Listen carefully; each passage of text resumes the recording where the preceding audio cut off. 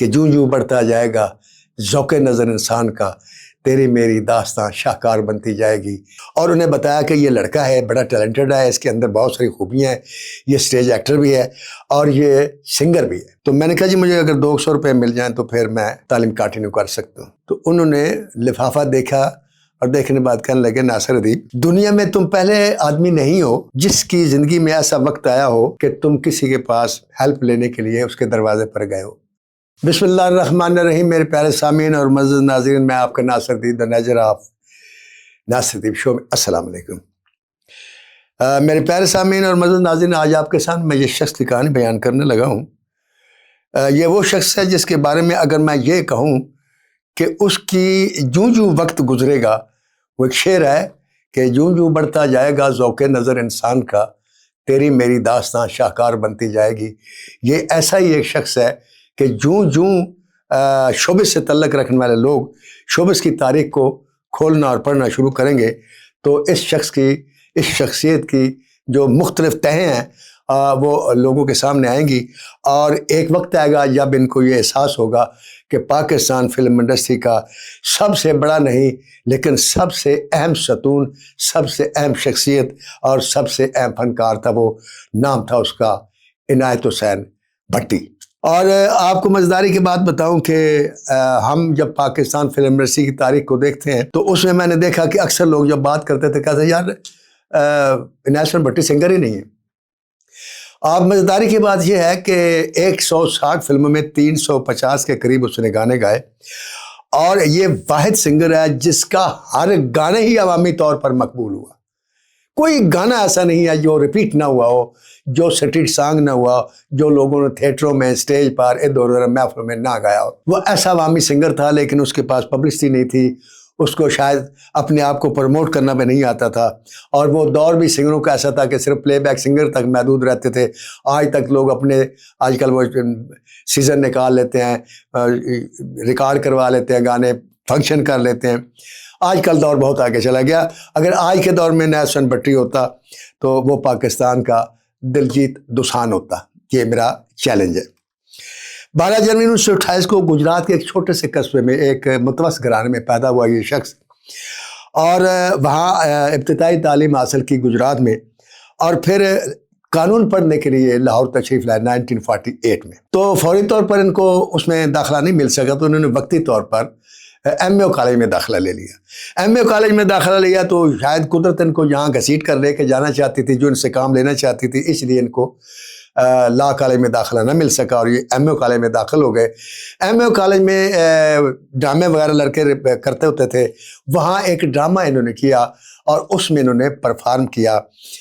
Y M C اے میں وہ drama ہوا اور انہوں نے پرفارمنس دی اور اس میں انہوں نے اپنے گیت بھی خود گائے۔ اتنے مؤثر انداز میں انہوں نے اداکاری کی اور اتنے اچھے سر میں انہوں نے گانے گائے کہ وہاں پی ٹی وی کے ریڈیو پاکستان کے ایک پروڈیوسر اجاز گیلانی صاحب بیٹھے ہوئے تھے، وہ ان کو پکڑ کر ریڈیو پاکستان پر لے گئے۔ ریڈیو پاکستان پر لے گئے تو وہاں ماسٹر نیاز شامی صاحب سے ان سے ان کی ملاقات کروائی اور انہیں بتایا کہ یہ لڑکا ہے، بڑا ٹیلنٹڈ ہے، اس کے اندر بہت ساری خوبیاں ہیں، یہ اسٹیج ایکٹر بھی ہے اور یہ سنگر بھی ہے۔ شامی صاحب نے اس کو سنا اور سننے کے بعد ان کو پسند کیا، ان کی تربیت کرتے رہے، ان کو درست سکھاتے رہے، ان کی بہت مدد کی انہوں نے گلوکاری کے میدان میں آگے جانے میں۔ 1949 میں انہوں نے اس کو بابا جی چشتی سے ملوایا۔ پاکستان فلم انڈسٹری کا دو نام پنجابی فلم کی زبان سے اگر دیکھیں اور رائٹروں میں دیکھیں تو حزین قادری، اور میوزک ڈائریکٹروں میں تو جی اے چشتی، اس کے بعد سارے پیچھے پیچھے ہیں، یہ دو مورے سب سے آگے ہیں۔ اینی ہاؤ جی اے چشتی صاحب نے اس وقت نذیر صاحب نے ایک فلم شروع کی تھی، سورن لتا کے جو خامن تھے، ڈائریکٹر تھے، انہوں نے پھیرے فلم شروع کی۔ اس میں کچھ گانے تھے جو جی اے چشتی صاحب نے نذیر صاحب سے کہا کہ ہم اس سنگر سے لیتے، انہوں نے کہا ٹھیک ہے لے لیں۔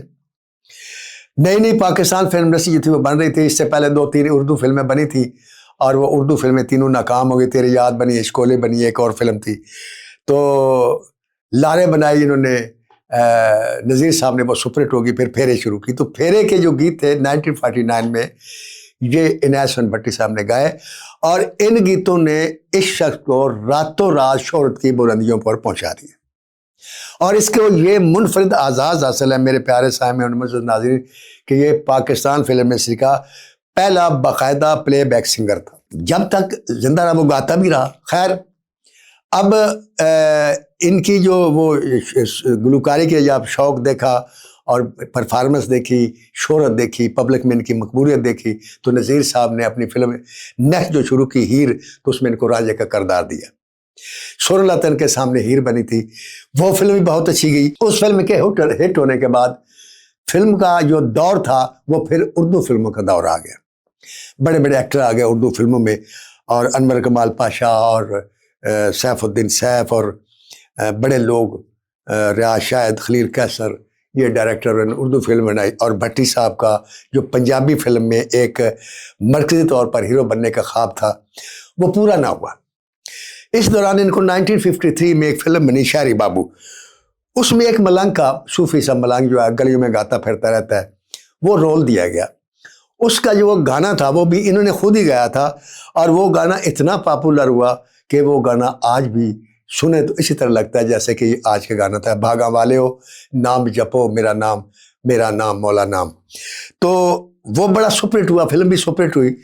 اس سے بھٹی صاحب کو اور زیادہ شہرت ملی. تو پھر شباب کرانوی صاحب نے ان کو جلن میں مرکزی رول دیا فلم میں کام کرنے کے لیے.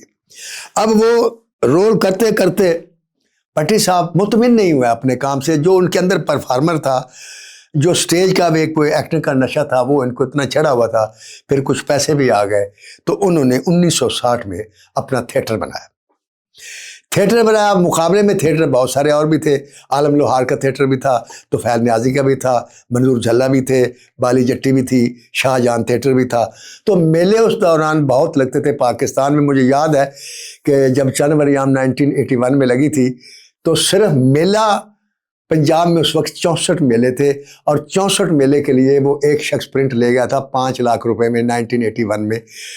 آج تو خیر میلے بھی ہمارے باقی چیزوں کی طرح ادھر ادھر ہو گئے ہیں.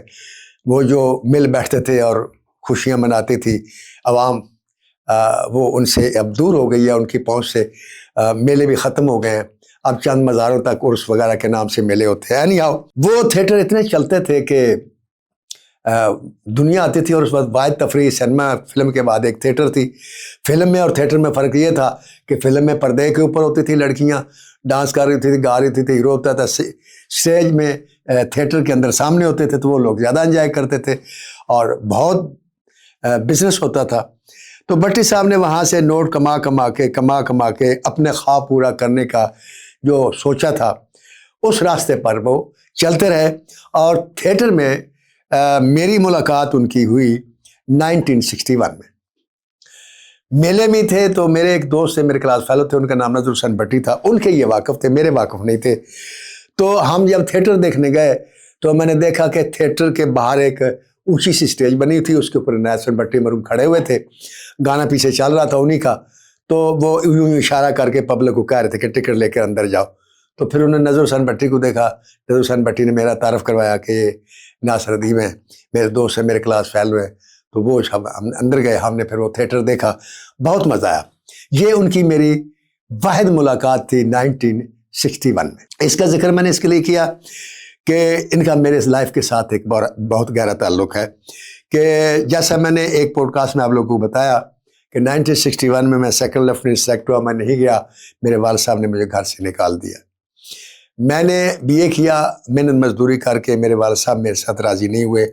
پھر میں لاہور چلا گیا اور وہاں میں کلرک ہو گیا. وہ ایک لمبی داستان ہے میں کیوں ہوا. میں بات کرنا چاہ رہا ہوں نیسر بھٹی صاحب کی. تو وہاں میں نے ایک MA کیا. اس دوران میرے والد صاحب کے ساتھ صلح ہو گئی تو میں نے دوسرا MA کرنے کی کوشش کی. اب بات یہ تھی کہ چونکہ میں کلرک ہو چکا تھا اور فلم انڈسٹری کا وہ چسکا بھی پڑ چکا تھا، تو والد صاحب اس بات سے پھر ناراض ہو گئے کہ تم کہاں سے ہی جا رہے تو کہاں چلے گئے ہو، پھر کہاں جانا چاہتے ہو. تو میرا خرچہ پھر بند ہو گیا. اب میری جو تعلیم تھی، میں سوشیالوجی میں ڈبل MA کے لیے، دوسرے MA کے لیے میں نے داخلہ لیا. ڈاکٹر مس رفت رشید وہ اس کی ہیڈ تھیں. میرے پیارے سامعین، معزز ناظرین، میں آپ کو یہ بات اپنی اس لیے اس کو لنک کیا ہے میں نے ساتھ کہ اس کا ایک بڑا گہرا تعلق ہے. جیسے میں نے آپ کو بتایا کہ 1961 میں ملاقات ہونے کے بعد پھر بیچ میں عرصہ دراز گزر جاتا ہے اور میں ایم اے میں داخلہ لیتا ہوں ڈبل ایم اے کرنے کے لیے. تو ڈبل ایم اے کرنے کے لیے جب میں نے داخلہ لیا تو میرے خیال میں زیادہ سے زیادہ 1 یا 2 مہینے گزرے ہوں گے. تو میں چونکہ اپنی کلرکی کرتا تھا اور اس کلرکی میں وقت سے پہلے بھاگ بھی آتا تھا، لیٹ بھی جاتا تھا، میری غیر حاضری لگتی تھی. مجھے نوکری سے نکال دیا گیا. جب نوکری سے نکال دیا گیا تو اب میرے لیے تعلیم کو کنٹینیو کرنا جو تھا وہ مشکل ہو گیا، اس لیے کہ نہ پیسے تھے اور نہ فیس کے، اور باقی کتابیں، اخراجات، یہ وہ، اور یونیفارم اور 100 لڑتے رہے. پھر بیچ میں فنکشن آتے تھے، اس میں بھی کنٹریبیوٹ کرنا پڑتا تھا. تو میں نے ایک دن اپنی کلاس میں لوگوں کو بتایا کہ میں کل سے کلاس میں نہیں آؤں گا. تو مس رفیق مجھے بہت پیار کرتی تھی. تو ان کی عادت تھی کہ وہ ہفتے میں 1 آدھ چکر کلاس میں لگایا کرتی تھی اور انٹرویو لیتی تھی لڑکوں سے ٹیچر کے بارے میں ادھر ادھر، اور بہتری کے لیے کام کرتی تھی. 15 دن گزر گئے تو 15 دن کے بعد میرے پاس ایک لڑکا آیا، میرا دوست جو کلاس فیلو تھا. کہنے لگے جی آپ کو ڈاکٹر صاحبہ بلا رہی ہے. میں نے کہا کیوں؟ کہتی جی وہ آئی تھی، ان کو جب پتہ چلا کہ آپ نہیں آ رہے تو میں نے ان کو بتا دیجیے. وہ کہتے تھے کہ میں اب اس تعلیم کو کنٹینیو نہیں کر سکتا، میرے پاس پیسے نہیں ہیں، تو میں آج کے بعد نہیں آؤں گا. تو میں نے ان کو بتایا تو ان کا نہیں، ان کو بلا کر لیا. تو میں نے کہا یار میں جا کر کیا کروں گا؟ کہتا نہیں انہوں نے بلایا تم آ کر بات سن لو. میں خیر چلا گیا. جب چلا گیا تو ڈاکٹر صاحبہ بہت پیار کرتی تھی. اگر وہ زندہ ہیں اللہ ان کو اور لمبی زندگی دے، اگر اس دنیا میں حیات نہیں ہے تو اللہ ان کو کروٹ کر جنت نصیب کرے.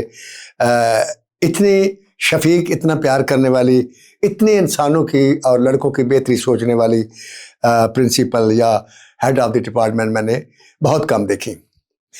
تو میں نے ان کو بتایا اپنا مسئلہ. میں نے کہا جی یہ بات ہے، میرے پاس پیسے نہیں، میری نوکری چلی گئی ہے، تو اب میں اس تعلیم کو کنٹینیو نہیں کر سکتا. میرے تو اپنے خرچے کا بھی فکر پڑا ہوا ہے، تو میں مشکل سے گزار کر، تو ہو سکتا ہے کہ میں جب تک نوکری نہیں ملتی میں گاؤں چلا جاؤں، تو میں تعلیم نہیں جاری رکھ سکتا. کہنے لگے اس کے علاوہ تو کوئی مسئلہ نہیں ہے نا، پیسوں کا مسئلہ نا. میں نے کہا جی پیسوں کے حساب سے مسئلہ ہے. کہتی تمہیں کتنے پیسے مل جائیں تو تمہیں نوکری کی بھی ضرورت نہیں ہے اور تم تعلیم اپنی جاری رکھ سکتے ہو. تو میں نے حساب لیا، میری 188 روپے تنخواہ تھی، اس میں میں گزارا کر لیتا تھا. تو میں نے کہا جی مجھے اگر 200 روپے مل جائیں تو پھر میں تعلیم کنٹینیو کر سکتا ہوں. کہتی ٹھیک ہے. انہوں نے مجھے 2 ایڈریس دیے. تو کہنے لگے یہ 2 ایڈریس میں نے لکھے ہیں، آپ ان کے پاس چلے جائیں. ان کو میں نے فون کر دیا اور ان کے پاس آپ نے صرف جانا ہے اور آپ کا یہ مسئلہ حل ہو جائے گا. میرے پیارے سامنے اور معزز ناظرین، اس وقت تو میں نے نہیں دیکھا، وہ چٹ میں نے اپنے پاس رکھ لی.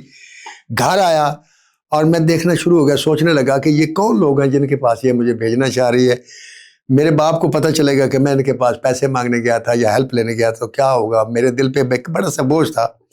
تو میں نے کہا یار میں نہیں جاتا. میں ساری رات سوچتا رہا. وہ میرے جو دوست تھے جن کے ساتھ میں رہتا تھا، وہ فضل احمد فیض صاحب، انہوں نے جب میری پریشانی پوچھی تو کہتا دیکھ لینے میں کیا ہے، کن کے پاس بھیجا. اب جو میں نے وہ چٹ کھولی تو ایک چٹ پر، پہلی جو چٹ تھی اس پر لکھا تھا عنایت حسین بھٹی. مجھے بینک پڑا باقاعدہ، میں حیران ہوا. دوسری چٹ کھولی تو اس پر لکھا تھا آغا یہ گل، آغا یہ گل ایونیو اسٹوڈیو کے مالک، اور عنایت حسین بھٹی اسٹیج کا اور فلم کا ایکٹر اور سنگر. اب میرا چونکہ یہ شہرت مشہور ہونے کا میرا بھی شوق تھا، تو مجھے ایسا لگا کہ جیسے ان کے ساتھ اگر میں جڑ جاؤں تو شاید میری کوئی مشکل آسان ہو جائے، اور چلو اگر دیتے تو میں اس شرط پر لوں گا کہ میں ان کو واپس کروں گا. تو میں سب سے پہلے راستے میں آغا یہ گل صاحب کے گھر گیا. ان کو میں نے وہ اپنا تعارف کرایا. تو انہوں نے کہا کل آپ میرے دفتر آ جائیں، وہاں میرا مینیجر محمد حسین، ان سے مل لینا. میں نے کہا جی ٹھیک ہے. اتنی بات ہوئی، میں چلا گیا. اب میں نے عنایت حسین بھٹی صاحب کا گھر ڈھونڈنا شروع کیا. یہ گوریگا مارکیٹ کے ساتھ ایک پیالوں والی کوٹھی تھی بڑی مشہور، اس کے سامنے پارک تھا، تو اس کوٹھی میں یہ رہتے تھے. تو جس وقت میں گیا اس وقت ان کی چاند مکھنا اور سجن پیارا، یہ سجن پیارا سپر ہٹ ہو چکی تھی. میں گیا اور انہوں نے مجھے پہچان لیا. تو کہنے لگا اچھا یار ناصر دیپ تم ہو؟ میں کہ ہاں. وہ یار تیرا تو نام نواز نہیں سی؟ میں کہ جی میرا نام تو محمد نواز ہے. ناصر دیپ کیوں بن گیا؟ میں کہ جی بس وہ لکھنے کے شوق میں. اچھا اچھا اچھا. تو انہوں نے مجھے بٹھا کے تو اپنی بیٹی کو بلایا. چھوٹی سی تھی وہ اس وقت بیٹی ان کی، میرے خیال میں ہوگی کوئی 10-11 سال کی. کہتا ہے بیٹے یہ ہر مہینے آئیں گے ناصر دیپ صاحب، ہر مہینے کی پہلی تاریخ کو تم نے یہ پیسے ان کو دے دینے. تو انہوں نے مجھے ایک گڈی نوٹوں کی دی، روپے کی گڈی، تو 100 روپے کی گڈی تھی. اور یہ گڈی مجھے ہر مہینے اسی طرح 100 روپے ملتی تھی. جب وہ نہیں ہوتے تھے تو ان کی بیٹی مجھے دے دیتی تھی. یہ وہ ویلوں کے پیسے ہوتے تھے جو وہ تھیٹر میں, یہ انہوں نے مجھے بتایا کہ یہ وہ پیسے میری کمائی ہے جو میں تھیٹر میں گاتا ہوں, لوگ میرے اوپر پیسے وارتے ہیں, وہ ہم اکٹھے کرتے ہیں, وہ پھر ہم گڈیاں بنا لیتے ہیں 100 کی, تو یہ وہ میرے پیسے ہوتے ہیں. میں نے کہا اچھا. تو اسی طرح آغا جی گل کے دفتر میں گیا تو 100 روپے کا چیک جو تھا وہ محمد حسین نے لکھ کر رکھا ہوا تھا, وہ مجھے چیک مل گیا. 13 مہینے کے قریب میں یہ پیسے لیتا رہا, اور پھر اللہ تعالیٰ نے کیا کہ میری نوکری بھی مل گئی مجھے ایک, اور میری صلح بھی ہو گئی. والد صاحب نوکری بھی اور صلح دونوں اکٹھی ہو گئی. میں نے وہ پیسے لیے, 2 لفافے لیے, 1300 لفافے میں نے رکھا. اب بڑے لوگ اور بڑی باتیں ذرا سننے والی بات ہے. میں سب سے پہلے آغا جی گل صاحب کے پاس گیا, میں نے سلام کیا, سامنے بیٹھا, کیسے ہو؟ میں نے کہا جی ٹھیک ہوں. پیسے مل رہے ہیں باقاعدگی سے؟ میں جی. تو میں نے کہا جی آپ کا بہت بہت شکریہ, آپ نے مجھے پیسے دیے, میری ہمت بندائی. میں اللہ کی رحمت سے ڈبل ایم اے کا امتحان دے چکا ہوں, اور میں کامیاب بھی ہو جاؤں گا, اور مجھے زندگی میں کبھی آپ بھولیں گے نہیں. تو بڑا احسان آپ کا, یہ آپ کا 1300 روپیہ جو میں نے لیا ہے یہ آپ اپنا واپس لے لیں. تو میں یوں لفافہ پکڑ کے ان کو آگے کیا, تو انہوں نے لفافہ دیکھا, اور دیکھنے بعد کہنے لگے ناصر ادیب, دنیا میں تم پہلے آدمی نہیں ہو جس کی زندگی میں ایسا وقت آیا ہو کہ تم کسی کے پاس ہیلپ لینے کے لیے اس کے دروازے پر گئے ہو. اور بھی بہت سارے لوگ ہیں. اللہ تعالیٰ تمہیں کامیاب کرے, اللہ تعالیٰ تمہیں ہنستا بستا کرے, اللہ تعالیٰ تمہیں بہت دے. اور جب بہت دے نا, کوئی ایسا آدمی دیکھو جو ناصر ادیب کی طرح ضرورت مند ہو, تو یہ لفافہ اسے دے دینا. یہ میرا قرض بھی ادا ہو جائے گا, اور اللہ تعالیٰ تم اس کا اجر بھی دے گا. میں پیسے نہیں لوں گا. تو میں خاموش ہو گیا. میں نے کہا جی ٹھیک ہے, وہ لفافہ میں نے رکھ لیا. پھر میں یہی لفافہ لے کر عنایت حسن بٹی صاحب کے پاس گیا. عنایت حسن بٹی صاحب نے جب دیکھا تو مسکرائے. ان کے مسکرانے کا انداز ایسا ہوتا تھا جیسے آپ یقین کریں تھے تو وہ مرد, لیکن وہ عورتوں کی طرح مسکراتے تھے, اور بیسیکلی شرمیلے اور شریف انسان بھی تھے. مسکرائے تو مجھے کہنے لگے میں آپ کو ایک بات بتانے لگا کہ میں ایک پیشین گوئی کرنے لگا ہوں. میں نے کہا جی. کہتا ہے میں مسکین سا آدمی ہوں, ایک وقت آئے گا ناصر ادیب کہ تم دینے والے لوگوں میں ہوگے, لینے والے لوگوں میں نہیں ہوگے. کیونکہ جو شخص کسی کا امانت پیسہ گن کے پاس رکھتا ہے, سوچتا ہے کہ یہ میرے اوپر قرض ہے, میں نے ادا کرنا ہے, اللہ تعالیٰ اس کو پھر کبھی مقروض نہیں رکھتا, اور اللہ تعالیٰ اس کے لیے ساری مشکلیں آسان کر دیتا ہے. رہ گئے یہ پیسے, تو کہتا ہے کہ ناصر ادیب میں یہ پیسے اس لیے نہیں لوں گا کہ زندگی میں جب بھی تمہیں کبھی پیسوں کی ادھر ادھر ضرورت پڑے گی, کسی کو دینے لگو گے, لینے لگو گے, تو تمہیں میں یاد آؤں گا. اور جب میں تمہیں یاد آؤں گا, پتہ مجھے کیا ملے گا, تمہارے دل سے دعا نکلے گی. اس دعا کی کوئی قیمت نہیں. یہ لفافہ اس کے سامنے بہت حقیر ہے, یہ میری طرف سے رکھ لو اور سنبھال کے رکھ لو, جس کو مرضی دے دے, میں نے نہیں لینا. تو وہاں سے میرے اور ان کے ایک دوستی کا رشتہ اور بھی زیادہ مضبوط ہو گیا. آج جو ناصر ادیب آپ لوگوں کے سامنے بیٹھا ہے, میں سمجھتا ہوں اس میں 2 اینٹیں ایسی ہیں جو اس کی بنیاد میں لگی. ایک رکھی آغا یہ گل نے, اور دوسری رکھی عنایت حسن بٹی نے. اور میں آج آپ کے سامنے اگر بیٹھا, اگر وہ 2 اینٹیں نہ ہوتی تو میں جتنا اس وقت مایوس ہو چکا تھا, میں گھر چلا جاتا. تو والد صاحب جیسے چاہتے تھے میں مال پٹواری ہو جاؤں, مال پٹواری لگ جاتا, کچھ بھی ہو جاتا, شاید میں ناصر ادیب نہ بنتا. لیکن انہوں نے میرے اس سفر کو جاری رکھا. یہ میں ان دونوں کو سیلوٹ کرتا ہوں. اللہ دونوں کو کروڑ جنت نصیب کرے اور ان کے لیے آسانیاں پیدا کرے. اب آتے ہیں عنایت حسن بٹی صاحب کے تھیٹر کے بعد کہ انہوں نے کیا کیا. تھیٹر سے انہوں نے عزت بھی کمائی, شہرت بھی کمائی, بطور سنگر بھی کمائی. پلے بیک سنگنگ وہ کرتے رہے, اور فلم میں لوگ انہوں کام نہیں دیتے تھے, گیت گوا لیتے تھے. تو انہوں نے پیسے اکٹھے کر کے, اب ان کا اپنا خواب تھا, انہوں نے 1964 میں اپنا ادارہ بنایا, فلم ساز ادارہ بھٹی پکچر کی بنیاد رکھی. اور ان کے بڑے قریبی رشتہ دار تھے, ان کا نام اشرفی قسم کا تھا نام. تو وہ ڈائریکٹر لیے اور انہوں نے فلم بنائی. پہلے بادشاہ بنائی, اس کے ڈائریکٹر تو مجھے نہیں پتا, لیکن منہ زور جب بنائی اس وقت میں ان کی ٹیم کے ان کے دفتر جاتا تھا, میں بیٹھتا تھا, اور یہ فلم انڈسٹری کے اندر گھسنے کا چکر میرا شروع ہو چکا تھا. تو وہ جو فلم بنائی انہوں نے منہ زور, وہ فلم ڈیڈ فلاپ ہو گئی. اس کے بعد پھر انہوں نے ایسے اشری صاحب کے اسسٹنٹ تھے, کیفی صاحب, یہ ان کے چھوٹے بھائی تھے. تو اس کے بعد انہوں نے پھر احمد رائی رائٹر تھے منہ زور کے، پھر انہوں نے رائٹر بدلا، انہوں نے پنجابی کا شیکسپیئر ہے جس کا نام عزیز قادری ہے، اور عزیز قادری کو رائٹر لینے کا مقصد ضمانت تھی اس بات کی کہ وہ فلم کامیاب ہوگی، اور ہمیشہ کامیاب ہوئی۔ انہوں نے بے شمار ڈائریکٹر بنائے، جن میں اسلم ایرانی بھی ہیں، جن میں امجد رانا بھی ہیں، جن میں کیفی بھی ہیں، جن میں وحید ڈار بھی ہیں، جن میں اور بھی بہت سارے لوگ ہیں، بے شمار ڈائریکٹر بنائے۔ تو انہوں نے ان کو فلم لکھ کر دی چند مکھنا۔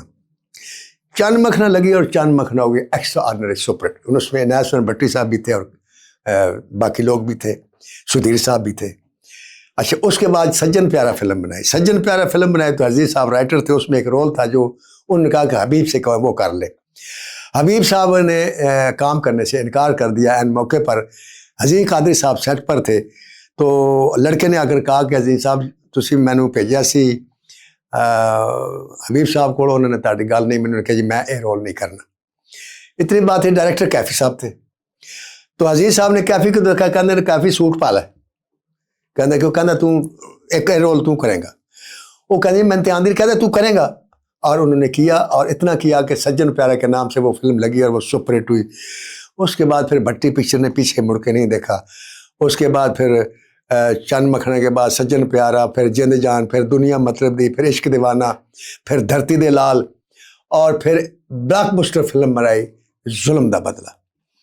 تو جو اس وقت پاکستان کی پہلی فلم تھی جس نے 100 ہفتے مکمل کیے تھے کنٹینیو، یہ آزاد بھی بھٹی پکچر کو جاتا ہے۔ تو بھٹی صاحب بطور فلم ساز بھی کامیاب ہو گئے، آپ بطور ہیرو بھی کامیاب ہو گئے، اپنے بھائی کو بھی ڈائریکٹر بنا دیا، اور اب تو ماشاءاللہ ان کی اولاد جو ہے وسیم عباس ان کے بیٹے ہیں وہ بھی ہیں، اب ان کے پوتے بھی آ گئے ہیں، کیفی صاحب کے جو بیٹے ہیں وہ بھی شعبے میں کام کر رہے ہیں۔ بہت سارا اب انہوں نے اپنا عملہ جو ہے یا اپنی فیملی ہے اس میں سیٹ کر دی۔ وہ جو بنیاد رکھی تھی وہ بنیاد بہت مضبوط ثابت ہوئی، لیکن پھر ایک وقت ہے جب پاکستان فلم انڈسٹری میں سلطان رائی آ گئے، مصطفیٰ قریشی آ گئے، ہم جیسے لوگ آ گئے، فلم کا طور اتوار بدل گئے، بھٹی پکچر پیچھے جانا شروع ہوئی۔ اس دوران میں نے ان کے لیے پھر الٹیمیٹم لکھی، میں نے چیلنج لکھی، تو راجو راکٹ لکھی، وہ بھی سپر ہٹ ہوئی، بڑا پیسہ کمایا انہوں نے بہت کچھ، اور گلبرگ کی کوٹھیوں اور پتنی کہاں کہاں رہے۔ یہ تو تھا بھٹی صاحب بطور سنگر، بطور فلم ساز، بطور ہیرو۔ یہ تین آپ نے کوالٹیز دیکھیں، آپ یقین کریں ان تینوں کوالٹیوں سے الگ جو ان کی تین اور کوالٹیز ہیں وہ قابل ذکر ہیں۔ وہ یہ ہیں، بہت کم لوگ جانتے ہیں کہ عنایت حسین بٹی بے پناہ لرنڈ آدمی تھا۔ ڈگریاں اس کے پاس شاید بڑی نہیں تھیں، لیکن اتنا مطالعہ تھا اس کا، خاص طور سے مذہب پر، کہ آپ کی سوچ ہوگی۔ کسی بھی موضوع پر جب وہ بولتا تھا تو لاجواب کر دیتا تھا، اور وہ بہترین ذاکر بھی تھے اہل تشیع کے، اور اتنے مشہور تھے آپ یقین کریں کہ ان کو 1 سال پہلے لوگ ڈیٹے لکھ کر دے جاتے تھے کہ آپ نے ہمارے ہاں یہ مجلس پڑھنی ہے۔ عالم دین بھی تھے، اور صوفی منش آدمی بھی تھے، شریف آدمی بھی تھے، اور پنجابی زبان کے عاشق تھے، اور پنجابی زبان کی ترقی کے لیے بھی انہوں نے بہت کام کیا۔ ضیاء شاید جو خبریں والے ہیں ان کے ساتھ، اور مسعود خدرپوش کے ساتھ مل کر انہوں نے ہفت روزہ کہانی کے نام سے ایک رسالہ جاری کیا، جس میں انہوں نے بے پناہ کام کیا پنجابی زبان کے لیے اور ادب کے لیے۔ پھر پی ٹی وی پر بھٹی دا ڈیرا کے نام سے میوزیکل شو بھی کیا، اور وہ بہت کامیاب رہا، اس میں بھی انہوں نے کامیابی حاصل کی۔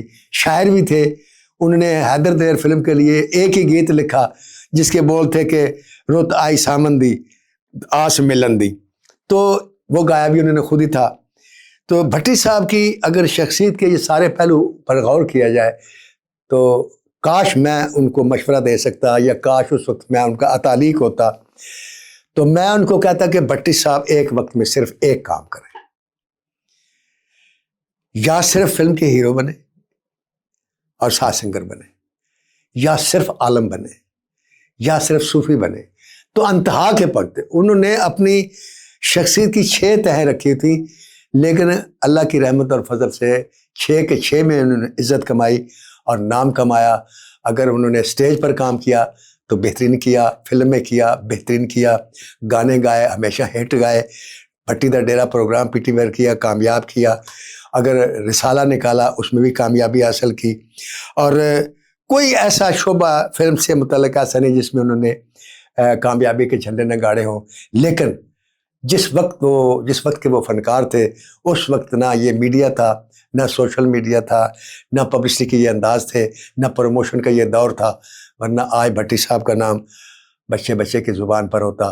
لیکن جیسا میں نے کہا ہے کہ جوں جوں بڑھتا جائے گا ذوق نظر انسان کا، تیری میری داستان شاہکار بنتی جائے گی۔ انشاءاللہ انیس بھٹی جیسا فنکار ہمیشہ زندہ رہے گا جب تک پاکستان میں فلم انڈسٹری زندہ ہے۔ بھٹی صاحب کا نام اس تاریخ کے ساتھ لازم ملزوم رہے گا۔ اللہ حافظ۔